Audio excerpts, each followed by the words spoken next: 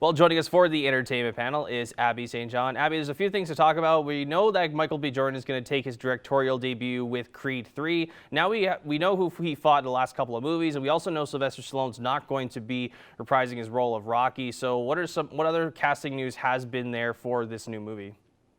Yes, so Creed 3 may have found its antagonist for the movie. Jonathan Majors is currently in talks and negotiations uh, due to scheduling conflicts. They're negotiating what about the best way to go about this. But yeah, he is in talks to be Michael B. Jordan's counterpart and his opponent in the ring in Creed 3. And Jonathan Majors, he's coming off the success of HBO's hit series Lovecraft Country, and he's also been in movies such as Spike Lee's Da 5 Bloods, and is also set to play Kang the Conqueror in MCU's Ant-Man and the Wasp: Quantumanium. So he's making a name for himself, definitely, and to have him in Creed 3, I think will just set him apart.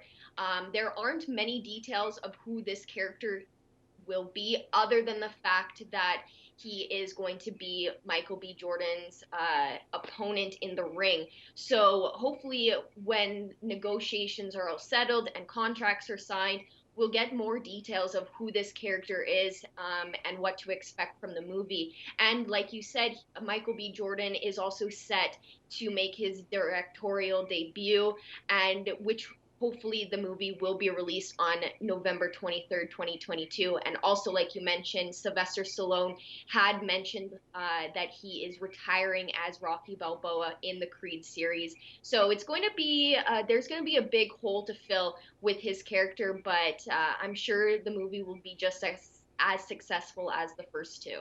I want you to see with Jonathan Majors' character, maybe he's like a rival of Creed's from years past, maybe, or he's a up and coming guy that could steal the spot, like maybe that old and young kind of concept. Maybe he's taking over the reins there, but I guess, like you said, we'll wait and see. Another thing we're gonna have to wait and see for is Indiana Jones 5 is finally getting underway with production expected to start very, very soon. Abby, this movie has been in development for a long time. Steven Spielberg said he was going to direct, but then now recently said he wasn't going to. So James Mangold, who directed 4v Ferrari, is going to take the helm as well. So now what do we know and what we could expect possibly with this long-awaited Indiana Jones film?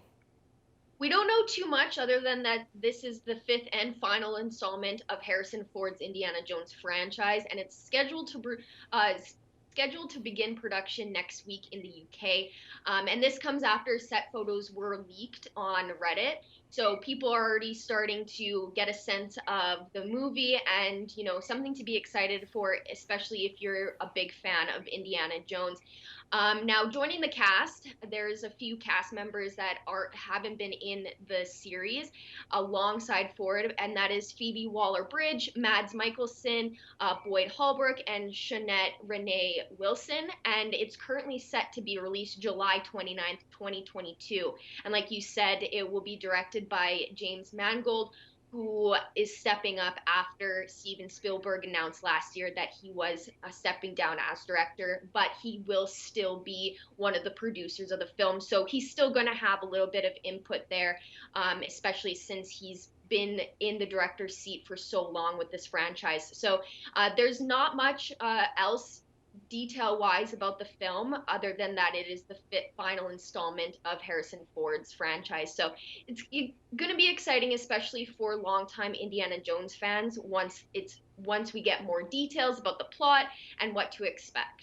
And also, too, hopefully this movie does redeem itself from Kingdom of the Crystal Skull, which did not receive favorable reviews from critics and fans. And of course, it'll be nice to see how they send off Harrison Ford in his final movie as Indiana Jones. Abby St. John, thanks so much. Thank you.